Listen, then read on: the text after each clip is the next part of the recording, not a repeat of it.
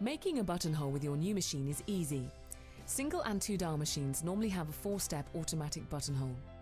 You need to mark the position and length of the buttonhole on your project. Remove the zigzag foot and attach a 4-step buttonhole foot.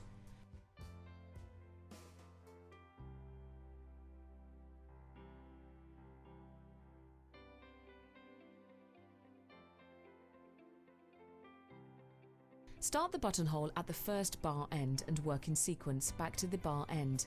Step 1 is the bar end. Step 2 is the first side.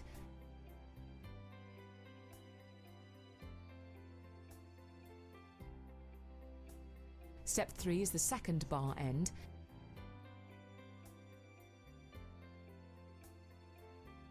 Step 4 is the second side of the 4-step buttonhole. Repeat these 4 steps for each buttonhole. When using your 2-dial machine, use the same sequence and set the stitch length control to between 1 and 0.4. On the back of the sewing machine there is a buttonhole compensation control. You can use this control when a buttonhole does not have uniform stitching down each side of the buttonhole. If stitches on the right side are too tight, then turn the adjuster clockwise. If the stitches on the left side are too tight, turn the adjuster counterclockwise. Use a screwdriver or a coin to do this.